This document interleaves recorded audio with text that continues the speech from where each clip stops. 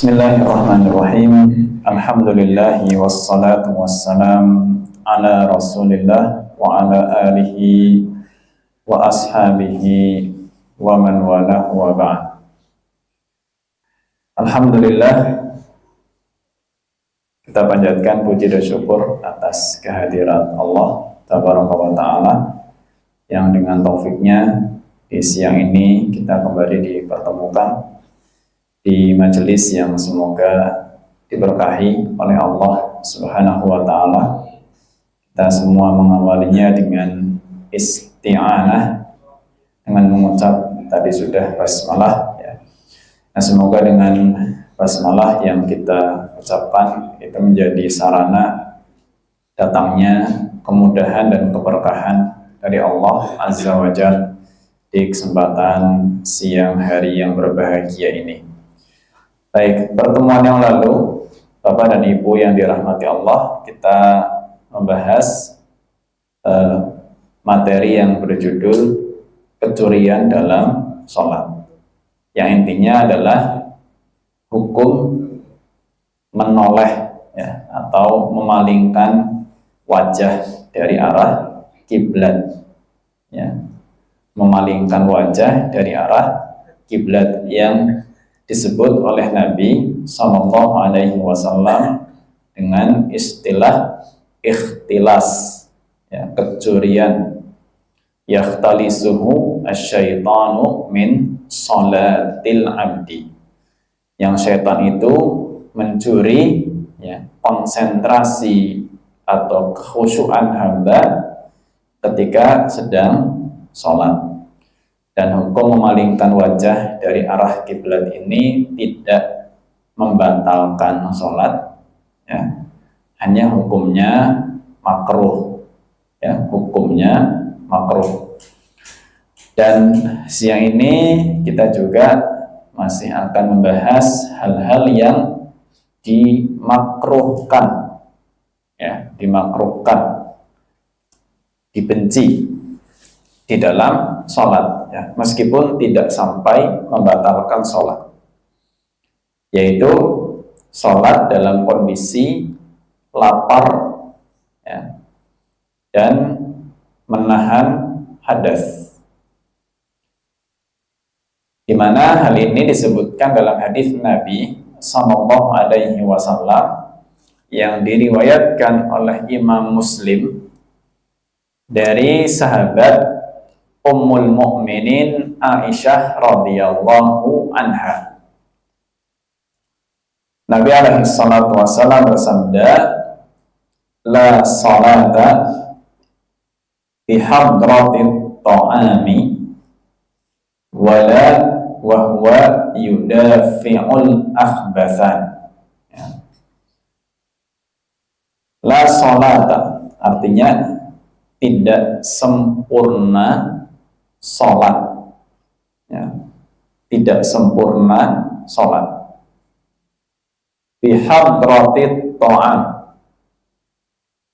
ketika sudah dihadirkan makanan, ya. Tidak sempurna sholat ketika sudah dihadirkan makanan. Ini kita kalau sholat duhur makanannya udah nyandik duluan ya. Nanti kita bahas ini, gak usah deg-degan, santai. La sholata bihadratit ta'am, tidak sempurna sholat ketika dihadirkan makanan. Wala wa huwa yudafi'uhul akhbathan, dan tidak sempurna juga, ya, kata Nabi, tidak sempurna juga ketika seseorang menahan dua hadas, ya, menahan dua hadas.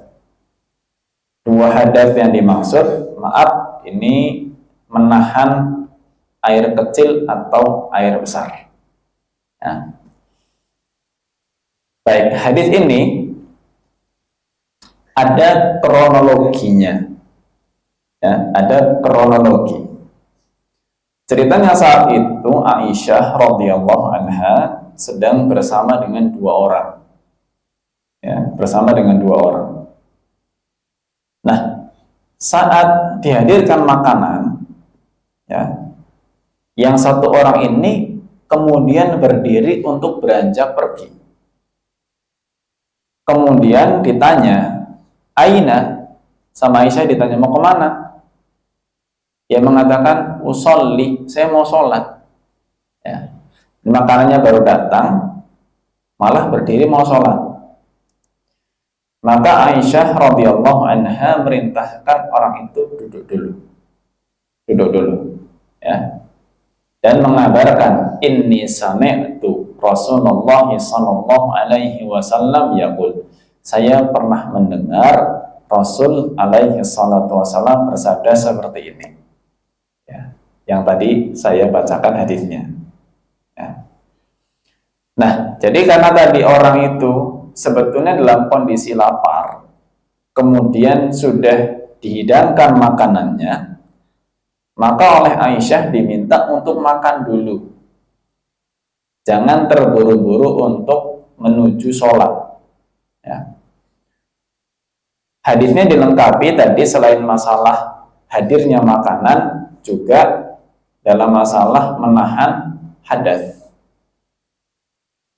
Maka di sini jamaah yang dirahmati Allah Subhanahu wa Ta'ala, ya, para ulama mengambil kesimpulan bahwa ketika seseorang sholat, ya, hendaknya tidak dalam kondisi menahan hadas atau kondisi lapar yang makanannya sudah siap. Ya.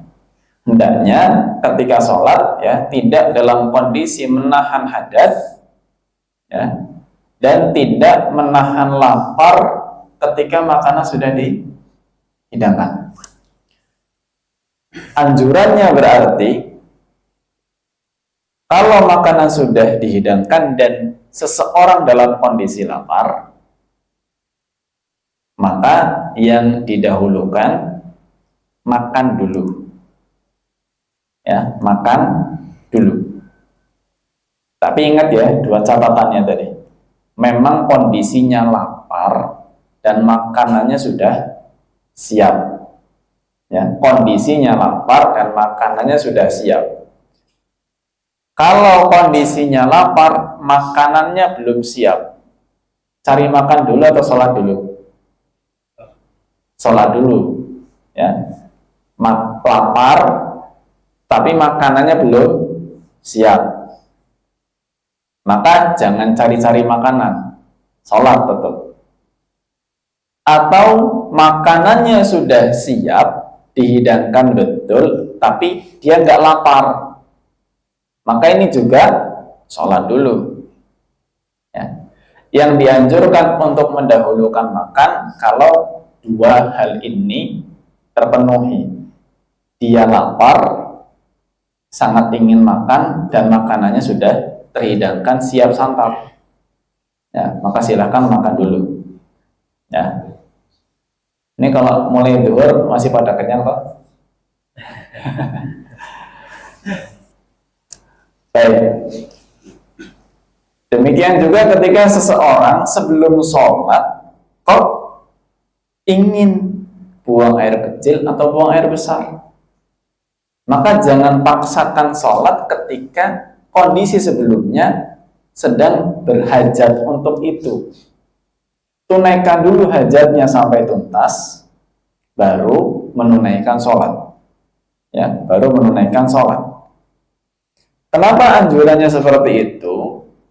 Karena semua hal tadi, ya, kondisi lapar saat makanan sudah terhidangkan, dan kondisi menahan hadas saat sholat itu pasti akan mengganggu kekhusyuan dalam sholat, pasti, ya, pasti mengganggu sekali. Kalau mungkin sedang sholat berjamaah, ya, hatinya tidak tenang, ya, inginnya imamnya itu yang tipikal madan cepat, ya, tapi qadarullah dapat yang madan lambat, wah, akhirnya gemuruh hatinya semakin kencang gitu ya. Karena kepengen cepat selesai. Kalau lagi sholat sendirian, misalnya ya, mungkin seorang wanita lagi sholat di rumah kok dalam kondisi lapar, makanan dah siap, atau menahan hadas. Ini sangat berpotensi sholatnya malah sangat cepat, karena kepengen cepat-cepat selesai. Ya. Maka lebih baik semua itu dituntaskan dulu hajatnya. Baik laparnya dihilangkan dengan makan kalau sudah siap makanannya, atau hajat untuk buang air kecil, air besarnya silahkan diselesaikan dulu. Ya. Dengan demikian maka sholat akan lebih khusyuk, lebih tenang, pikiran pun akan lebih konsentrasi. Itu diutamakan. Ya. Ini kondisi ketika belum masuk ke dalam sholat, maka yang diutamakan hajatnya dulu. Ya, diutamakan hajatnya dulu. Pertanyaannya, bagaimana kalau ketika masuk sholat itu belum ada rasa kepengin, tapi di pertengahan sholat, ya, di pertengahan sholat baru kerasa, ya, ingin buang air. Apakah bagusnya ditahan sampai sholatnya selesai, atau bagusnya sholatnya dibatalkan? Ya, ini gambarannya agak berbeda ya. Kalau yang pertama tadi, itu kondisinya dari awal memang sudah, maaf, vulgarnya saja sudah kebelet gitu. Dari awal, sebelum sholat sudah kebelet. Kalau dari awal, maka silakan tuntaskan dulu. Jangan buru-buru sholat. Ya. Meskipun nanti konsekuensinya, maaf, kalaupun berjamaah mungkin akan terlambat misalkan. Ya nggak apa-apa. Ya. Tapi ini kondisi kedua, gambaran kedua adalah dari awal normal, tidak ada rasa ingin buang hajat. Ketika sedang sholat, ya, di rakaat kedua mungkin, ya, rakaat ketiga, kok muncul rasa ingin ke belakang. Maka apakah bagusnya sholatnya diteruskan atau dibatalkan? Dalam gambaran kondisi yang kedua ini, menurut jumhur ulama, menurut mayoritas ulama, afdolnya sholatnya diteruskan. Ya, sholatnya diteruskan. Kenapa? Karena biasanya kemunculan di awal itu, ya, tidak terlalu mendorong orang untuk bersegera menunaikan hajat. Ya. Kalau di pertengahan sholat muncul hasratnya, maka silakan teruskan dulu sholatnya. Ya. Kecuali jika memang hasrat atau keinginan hajat yang muncul itu cukup kuat, ya, cukup merusak konsentrasi, ya, besar dorongannya, maka silahkan sholatnya dibatalkan, tidak apa-apa. Ya. Tapi selagi masih bisa, ya, ditahan karena munculnya di pertengahan sholat, itu lebih baik. Ya, dirampungkan sholatnya, ketika sholat sudah selesai baru menunaikan hajatnya. Ya. Ya, mungkin mengorbankan zikirnya. Ya, begitu salam, assalamualaikum warahmatullah, assalamualaikum warahmatullah, nggak sempat zikir acan langsung keluar gitu. Ya, zikirnya sambil jalan nggak apa-apa. Ya, misalkan jarak dari sini ke WC kamar mandi, ya, sambil jalan, astagfirullah, astagfirullah, astagfirullah, Allahumma antas salam, minka salam, sambil jalan itu. Ya, dan sudah menunaikan hajat, ya, keluar, lanjutin zikirnya nggak apa-apa. Ya, subhanallah, subhanallah, subhanallah. Boleh. Ya, karena ada hajat. Tapi jangan di kamar mandinya. Ya. Jangan zikir di kamar mandi. Ya. Setelah selesai boleh, ya, keluar dari kamar mandi zikir nggak apa-apa. Ya. Terus sholat ba'diyah misalkan sudah keputus dengan menunaikan hajat, balik lagi ke sini untuk sholat ba'diyah zuhur gitu misalkan, ya boleh, nggak apa-apa. Ya, terputus nggak ada masalah. Ya. Karena menyelesaikan hajatnya dulu setelah sholat fardunya. Nah, jadi ini dua kondisi yang berbeda ya. Kalau kondisi pertama tadi hajatnya muncul sebelum sholat, maka silahkan dituntaskan dulu semuanya. Tapi ketika hajatnya muncul di tengah-tengah sholat, maka selesaikan dulu sholatnya kalau bisa, baru menunaikan hajatnya. Baik, dulu saya ingat di sini ada yang pernah bertanya. Saya pernah mendengar seorang ustadz, ini sebatas ingatan saya ya, ada yang bertanya, pernah mendengar ustadz yang mengatakan kalau sholat sedang menahan hadas itu sholatnya batal. Setelah saya coba mencari referensi, ternyata betul ada, ya, ada di kalangan ulama yang berpendapat kalau orang sholat dalam kondisi menahan hadas, sholatnya tidak sah. Ada, ya.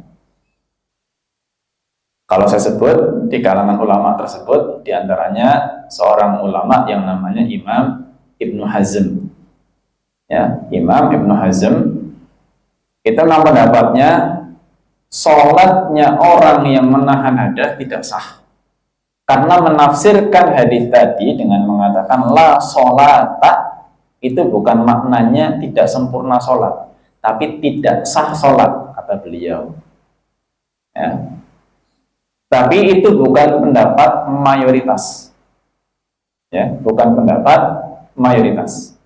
Adapun pendapat mayoritas ulama dari 4 mazhab, ya, dari 4 mazhab mengatakan sholatnya orang yang menahan hadas atau menahan lapar sah, ya, sholatnya sah saja, tidak batal sama sekali, ya. Hanya tentu kualitasnya menurun karena konsentrasi dan kekhusyuan pasti berkurang, ya. Tapi dari sisi keabsahan sholat atau sahnya sholat, maka tetap sah, ya, sholat itu, sehingga tidak batal.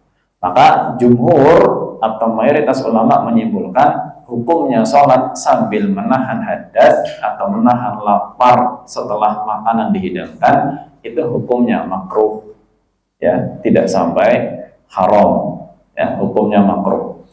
Kalau dipaksakan sholatnya sah-sah saja, hanya anjurannya menyelesaikan hajat dulu baru sholat. Kalau keinginan hajat itu muncul di tengah-tengah sholat, kalau bisa sholatnya selesaikan dulu baru menunaikan hajatnya. Ini pun berlaku, maaf, dalam masalah menahan angin, ya, karena keinginan untuk mengeluarkan angin, mohon maaf, kadang itu muncul juga di tengah-tengah sholat, ya, muncul di tengah-tengah sholat. Kalau memang ada rasa ingin mengeluarkan angin dan masih bisa ditahan untuk sekedar menyelesaikan sholat, itu diutamakan, ya, itu diutamakan. Tapi kalau maaf hal itu tidak tertahankan sampai terpaksa harus dikeluarkan, ya maka sholatnya dibatalkan pasti, ya, sholatnya dibatalkan. Ya, selagi tidak menimbulkan mabarat maka ditahan, nggak apa-apa, karena hanya beberapa saat, nggak lama insya Allah. Untuk menyelesaikan sholat kita hanya butuh waktu beberapa menit lah, 5 menitan selesai insya Allah, ya. Tapi kalau khawatir ada bahaya atau memang tidak tertahankan, maka silahkan dibatalkan, sholatnya juga tidak berdosa, ya. Ini hanya pilihan mana yang lebih afdol, ya, bukan sebuah kewajiban. Allah Ta'ala alam bisawab. Ini penjelasan berkaitan hadis Nabi alaihi salatu wassalam, la salata bihadratit ta'am wala wa huwa yudafi'un akhbathan. Tidak sempurna salat ketika sudah dihadirkan makanan, dan tidak sempurna juga salat ketika seseorang menahan 2 hadas. Allah a'lam bishawab, ya. Silahkan setelah ini kalau mau dilanjut di sesi yang berikutnya. Semoga Allah berikan taufik. Wassallallahu ala nabiyina Muhammad wa ala alihi wa sahbihi wa baraka wa sallam.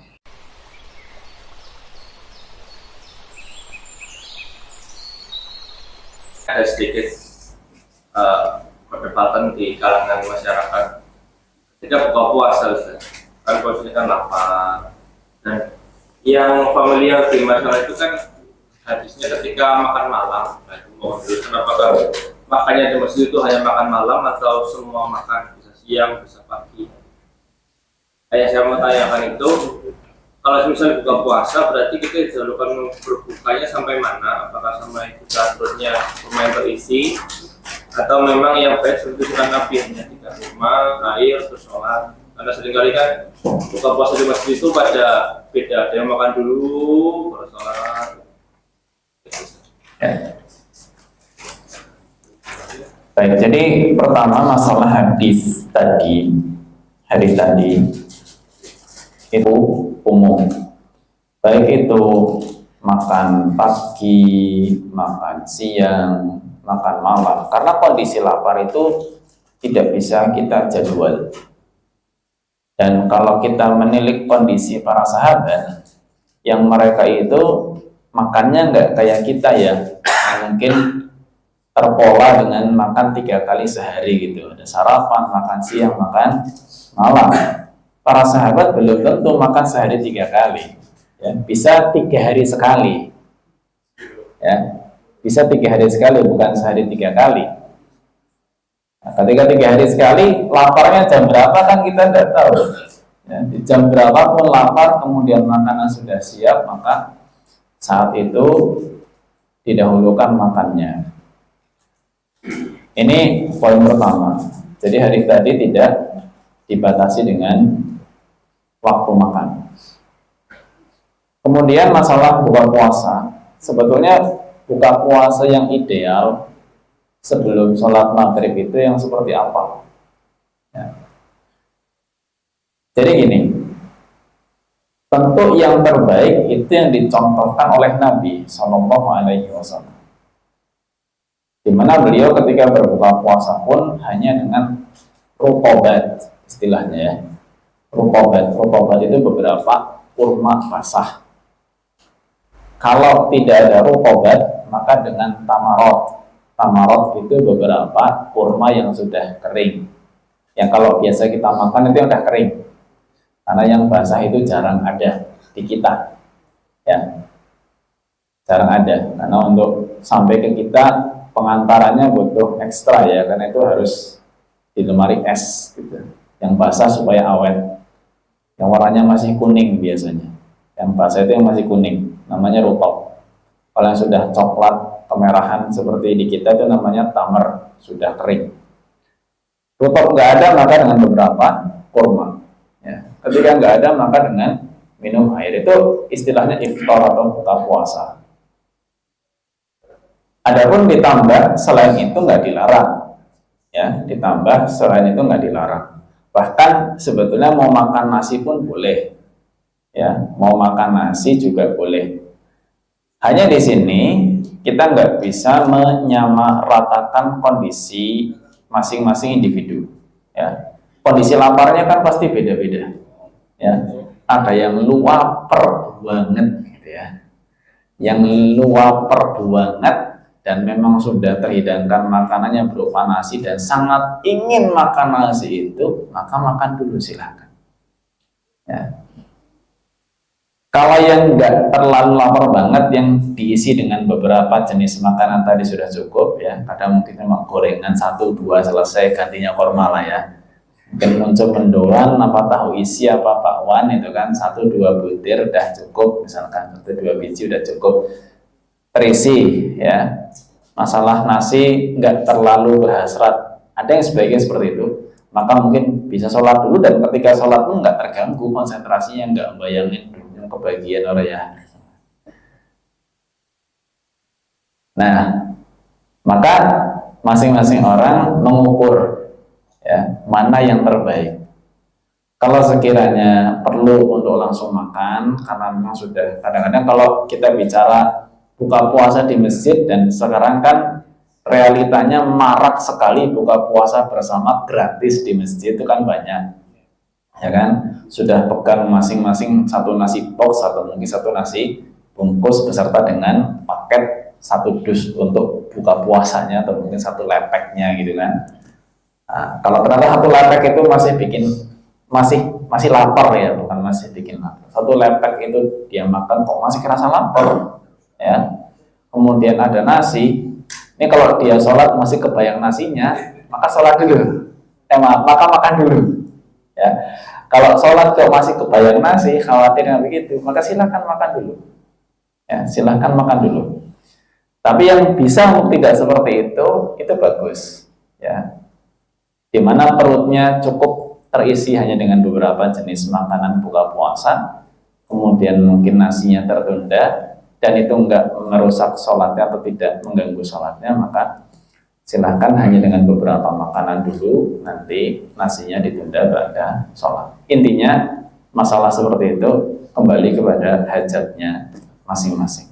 Allahu a'lam bishawab. Barakallahu fiikum, syukran jazakallahu khair atas pencerahan. Jazakallahu khair Ustaz atas penyampaian jawabannya. Berikutnya silakan Pak Manto.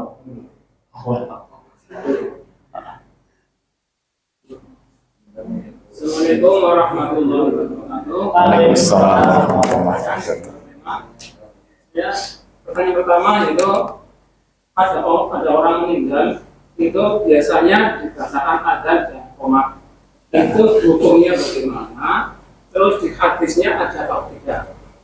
Yang kedua, ada orang meninggal juga, kita sering dengar didoakan husnul khotimah. Orang meninggal itu yang tidak. meninggal, ya. Yang disebut itu doa seperti itu. Nah. Terus ada yang berpendapat ini husnul khotimah itu dicari ketika masih hidup. Ya. Jadi kalau dibaca di doa husnul khotimah kayaknya tidak Momennya tidak pas, ya. Harusnya dibacakan mungkin semoga dosanya diampuni, semoga masuk surga. Ya. Nah, itu hukumnya bagaimana atau dasar hadisnya ada atau tidak? Itu. Terima kasih atas penjelasannya. Wassalamualaikum warahmatullahi wabarakatuh. Waalaikumsalam warahmatullahi wabarakatuh. Baik, ya. Pertama masalah azan saat orang wafat, ya, meninggal. Sebetulnya adanya itu momennya ketika dimakamkan biasanya. Ada juga yang membacakannya, kalau saya pernah saksikan, juga dibacakan pas pemberangkatan. Ada juga yang membacakannya pas pemberangkatan dari rumah duka ke pemakaman. Ada juga yang nanti di pemakaman dibacakan adzan lagi. Kalau pertanyaannya adakah hadisnya, maka sebatas yang sampai kepada saya itu tidak ada hadisnya. Tidak ada hadis yang menganjurkan untuk mengadzani orang yang sudah meninggal dunia. Dan saya pribadi pun, ini karena keterbatasan ilmu dan referensi, mungkin saya juga belum terlalu dalam mencari informasinya. Saya belum mendapatkan sampai sekarang sebuah landasan argumentasi itu kiasnya kemana, ya, atau mungkin punya landasan dalil apa, ya. Sampai sekarang saya tidak tahu juga, ya, belum tahu. Meskipun memang tersebar di masyarakat kita sebetulnya sih. Kalau di luar negeri enggak juga. Ya, tidak juga. Ya, kalau yang mungkin pernah umroh di Masjidil Haram atau Masjid Nabawi, itu kan kalau setiap 5 waktu hampir pasti ada sholat jenazah. Kalau yang mungkin pernah umroh, 5 waktu hampir pasti ada sholat jenazah. Dan ya, bagi yang berkesempatan akan berusaha juga sekaligus mengantarkan jenazah sampai ke pemakaman, karena dari Masjid Nabawi ke pemakaman Baqi itu cuma keluar gerbang saja. Keluar gerbang Masjid Nabawi langsung nyebrang jalan ketemu pemakaman Baqi, disitulah langsung dimakamkan. Ya. Itu tidak akan ada pembacaan adzan di momen manapun, saat pemberangkatan maupun saat pemakaman. Ya. Demikian juga ketika saya tinggal di Yaman, nggak ada pembacaan adzan, kumandang adzan tidak ada. Ya. Maka dari itu, ya saya secara pribadi pun belum tahu asal muasalnya. Ya, meskipun ya kalau dikatakan asal muasal pasti ada, maksudnya pasti adanya itu orang akan ada alasan untuk melakukan itu, ya. Cuma kan tinggal alasannya apakah memang kuat untuk dipertanggungjawabkan apa tidak, itu juga saya tidak tahu. Ya, itu masalah adzan ketika memakamkan atau orang meninggal. Kadang juga redaksi adzan atau iqamah, kadang ada iqamah juga. Iqamahnya ada redaksinya diganti. Ya, qad qamatis sholahnya diganti qad qamatil qiyamah. Itu saya pernah saksikan juga. Ya. Hanya kalau dicari sumber asal muasal hadisnya, saya juga tidak tahu dari mana. Ya, Allahu a'lam bishawab. Kemudian yang kedua, masalah mendoakan husnul khotimah untuk orang yang sudah meninggal dunia.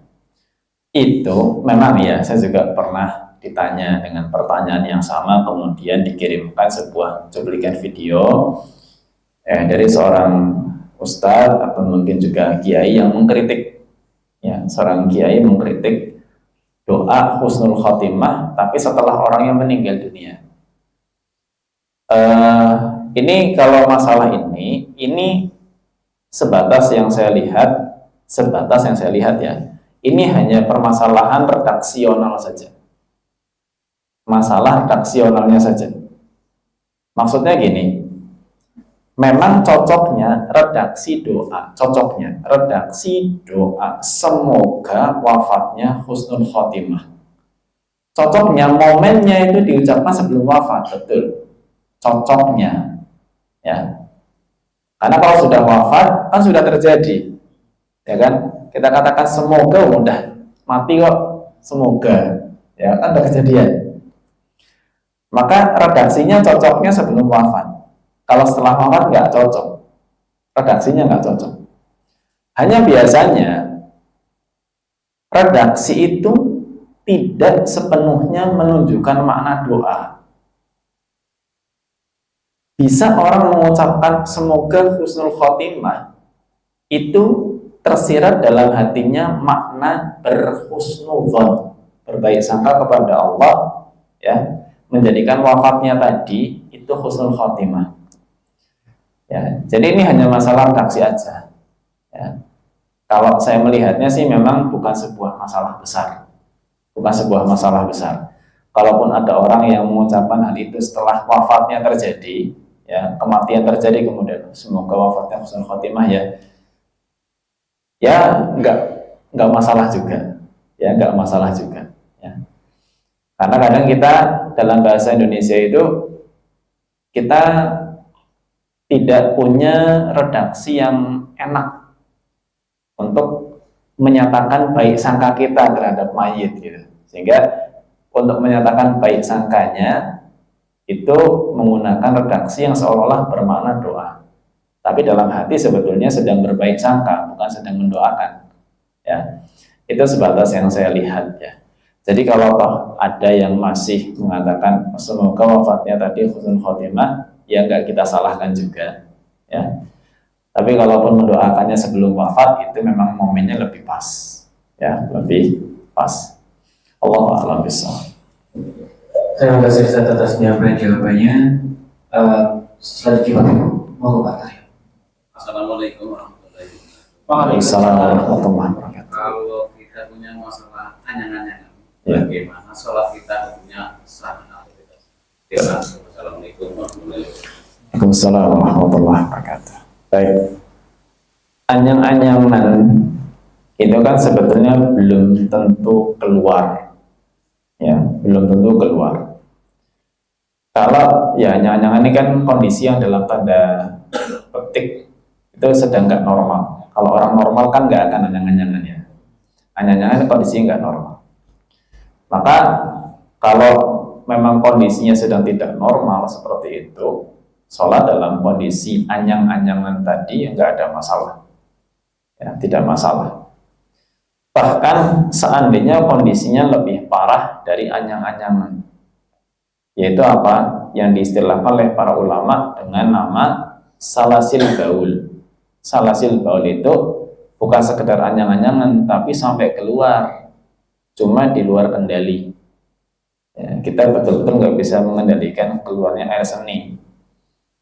Itu pun akan ada dispensasi, ya, akan ada rukhsah istilahnya, keringanan, ya, di mana orang yang mengalami kondisi demikian maka dia tetap sholat dan sholatnya sah, cuma perhatikan tata cara bersucinya. Akan ada tata caranya khusus. Ini kalau sampai salasil baul ya, bukan sekedar anyang-anyangan. Anyang-anyangan sih itu masih nahan sebetulnya. Tapi kalau sampai keluar berkali-kali dan tanpa kendali, maka caranya dia bersuci setelah masuk waktu sholat. Jangan sebelum adzan. Kapan dia bersucinya? Bersucinya setelah adzan. Setelah adzan atau setelah masuk waktu sholat, dia bersuci. Bersucinya urutannya satu, membersihkan kemaluan, karena kan bernajis. Ya. Dua, ganti pakaian yang bersih. Ya, ganti pakaian yang bersih. Kalau memang maaf hari ini menggunakan semacam popok, meskipun popok untuk orang tua kan ada ya. Nah, pakai popok pampers, ya pampers kan merek ya. Kita kan nyebutnya merek, gitu. Motor aja kan nyebutnya Honda gitu kan. Pampers kan merek gitu. Ya, pakainya popok dewasa, maka popoknya diganti yang bersih. Itu dua. Tiga, wudhu. Ya, istinja, ganti popok atau pakaian yang bersih, kemudian wudhu. Setelah wudhu, silahkan sholat. Apapun yang keluar, ya, baik ketika sedang menunggu qomat atau ketika sedang sholat berlangsung, itu dimaafkan semuanya. Ya, tidak membatalkan sholat. Ya, itu kalau sampai separah itu kondisinya. Tapi kalau cuma anyang-anyangan itu masih bisa ditahan dan itu nggak ada masalah. Allahu a'lam bishawab.